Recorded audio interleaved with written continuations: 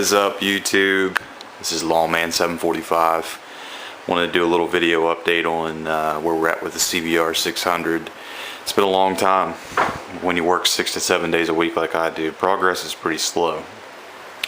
So let's take a look and see where we're at so far. We started this back in December, as I said in the other videos. So figure I would start just to kind of give you an overview of how it looks so far. So let's start at the front. We got the forks on.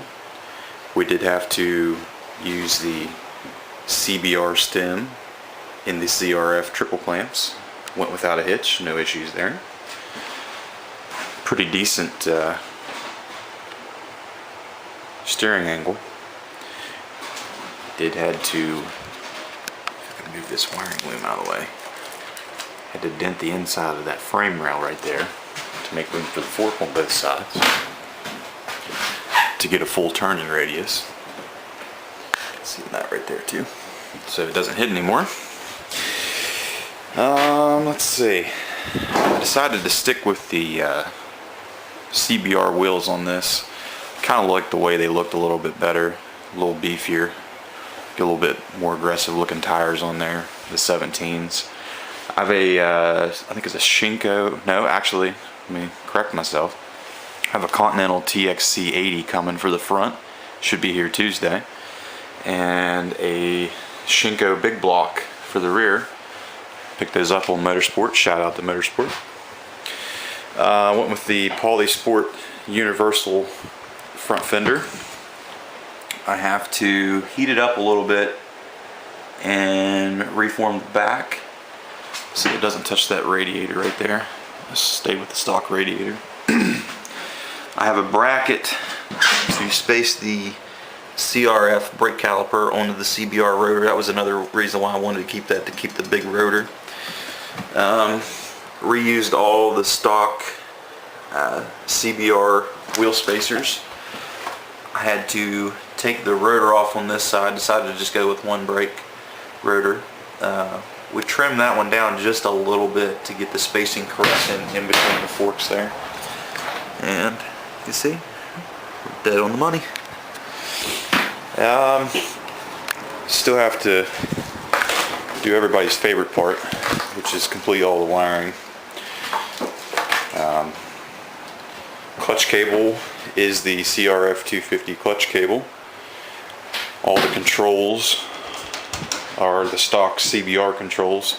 Really like these levers that they have here. The guy that had them before me, that you can actually adjust the throw on the fly. That's pretty cool.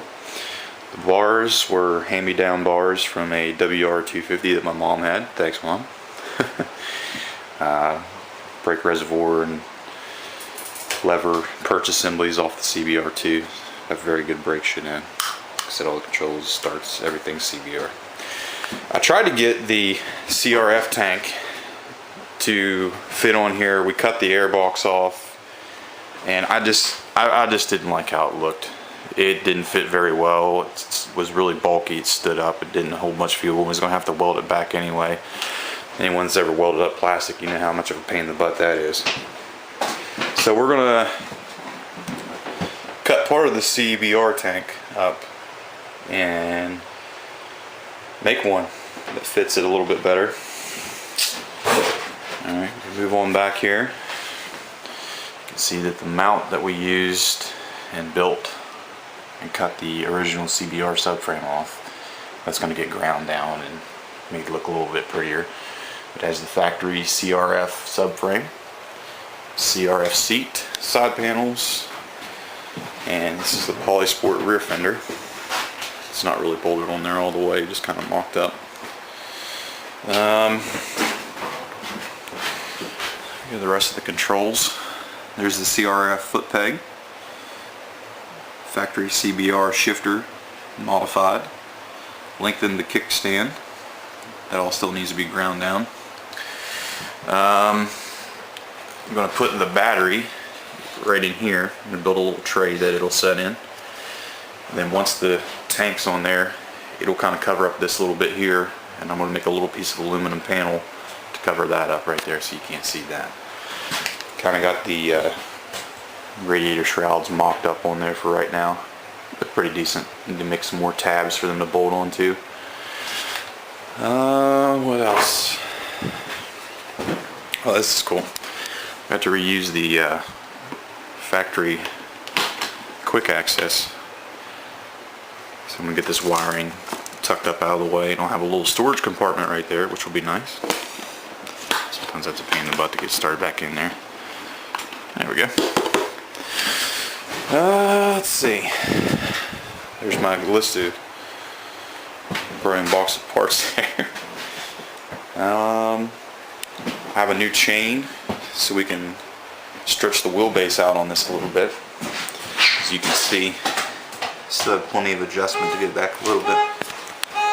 And somebody's alarm's going off.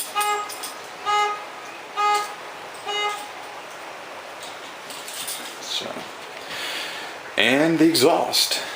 The exhaust has been completely modified.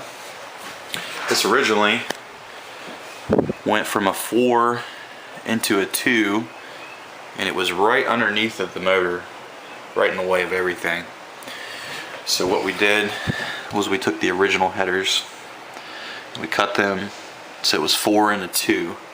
We reused the piece where it come down here where it went 2 into 1 on both sides. So reuse and recycle, right? Wrapped it in some DEP exhaust wrap. So it comes up here. Welded a bracket right here that attaches to the CBR subframe. Reused the factory canister that they had on there, which is Dan Moto. Sounds pretty good. I need to loosen it up and get it twisted a little bit. It's kind of rubbing on the side there.